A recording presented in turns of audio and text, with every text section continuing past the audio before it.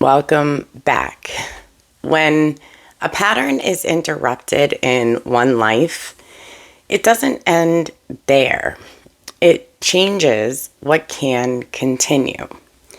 Sometimes the most important part of change is not the moment that you decide, and it's not even the moment that you act. It's what begins to return afterwards. You're listening to The Occult and the Apocalypse, where we explore the hidden and the revealed through patterns, symbolism, and awareness. Not to predict, but to notice, and not to conclude, but to understand. In the last episode, we explored what happens when tension continues long enough to demand change, when awareness becomes too clear to ignore and something has to move. But what happens after that? After the decision, after the action, after the threshold has been crossed? Because the story doesn't always end there. In many ways, that's where something new begins.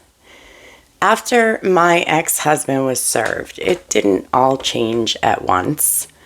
There was still time. I gave him a few months before he needed to move out, and during that time, he tried to get me to back off of the divorce, to reconsider, and to return to what had been. And when it became clear that I wasn't going to, he moved. And when he finally did, I felt relief.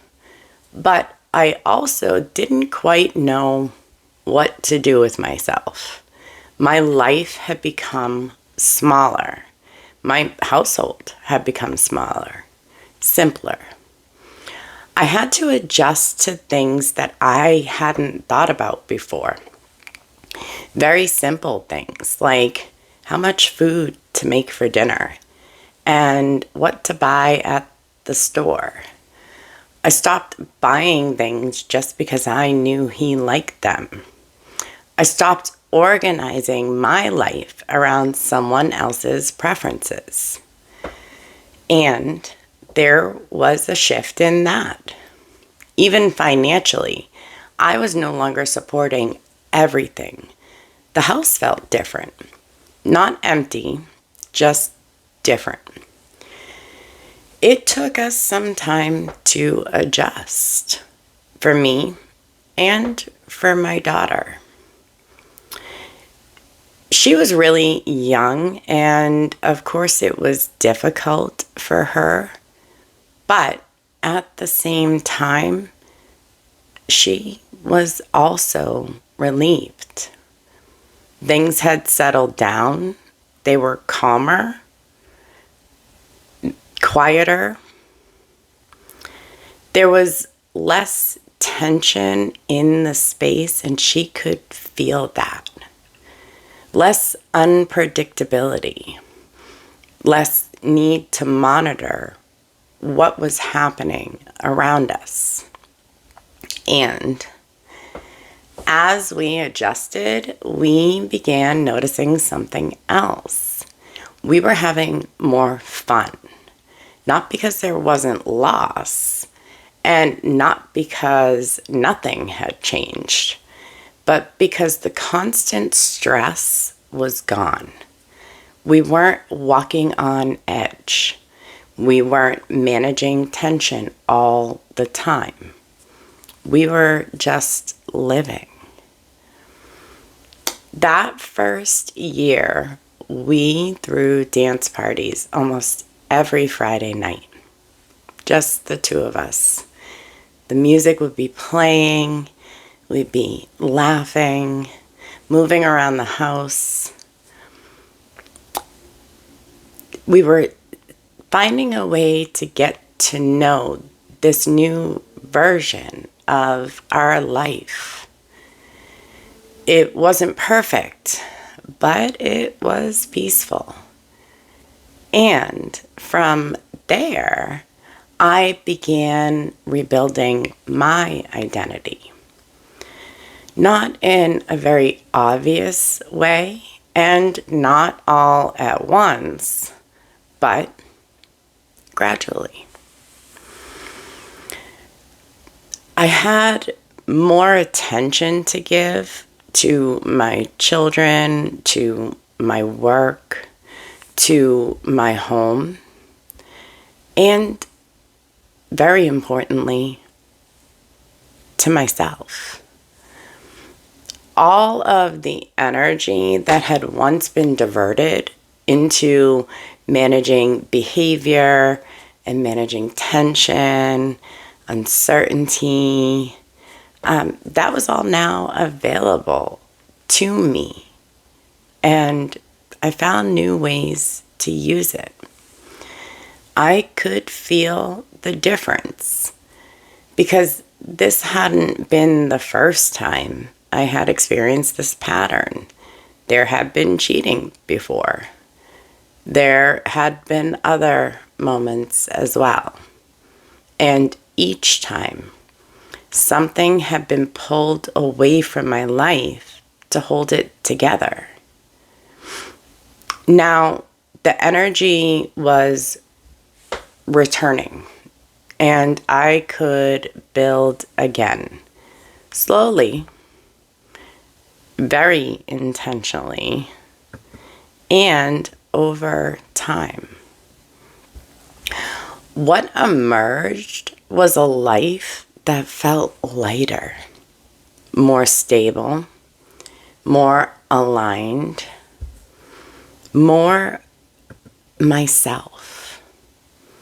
And we became more financially free, more emotionally free, and more able to exist without constant pressure.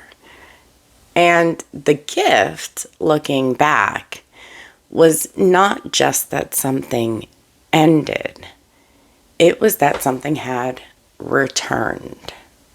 Freedom, self-trust, clarity, and joy.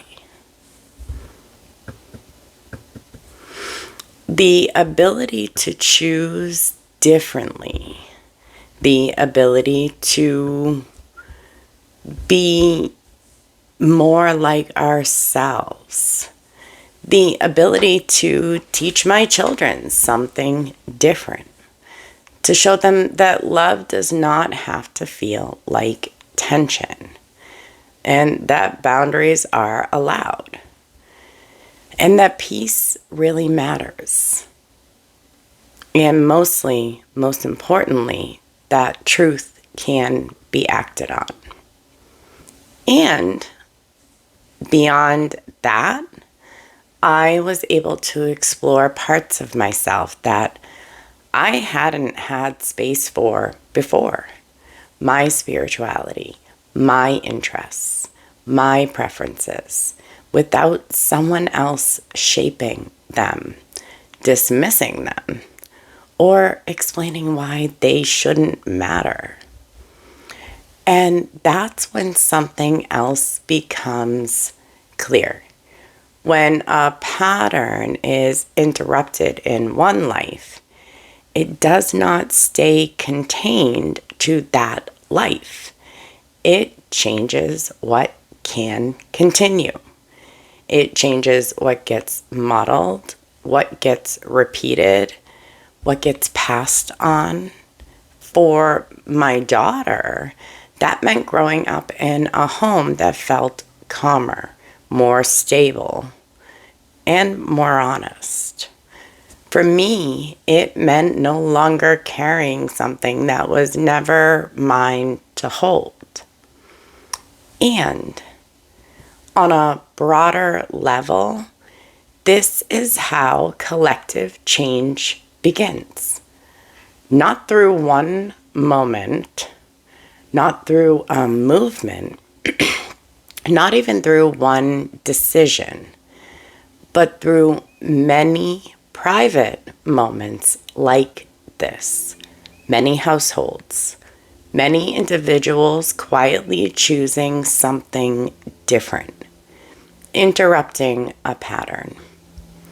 And when enough people do that, what becomes normal begins to shift. What becomes acceptable begins to shift. And what becomes possible begins to shift. And when people begin experiencing less tension in their homes, less instability, less emotional survival, they often begin exploring life differently. They become more curious, more reflective, more open to ideas that they never had space to consider before, new beliefs, new values, new priorities. Not because someone forced those changes, but because space finally existed for exploration. And when many people begin experiencing that shift at the same time, collective change deepens. Not structurally, but internally. What people value begins to change. What they tolerate begins to change. What they believe is possible begins to change. And sometimes when we look back at these moments of change, it can feel like a single turning point. One decision, one action, one shift. But often, that's not the full picture because growth rarely happens in a straight line. It unfolds through smaller cycles within larger ones, through patterns that revisit but deepen, through themes that return but evolve. What changes in one area of life can begin echoing in others, personally, relationally, emotionally, and even collectively. When we begin to see that, we start to understand that these moments of change are not isolated. They're part of something ongoing, something layered, something that continues unfolding, even after we think the moment has passed. So, what in your life may be asking not only to end, but to make space for something to return? And what might that return look like? Not only for you, but for the people around you. But I'll leave that for you to think about. If you are interested in exploring this more, I did create a small bundle for you to work through the concepts we've covered over these 6 episodes, and my link is in the description. But in the meantime, thank you for being here with me and helping me take the occult and the apocalypse and see it as just the hidden and the revealed. This week, we've closed out our Hero's Journey mini-series. And next week, we'll begin exploring the cycles within life and how growth often unfolds through cycles within cycles, both personally and collectively. I'll see you there.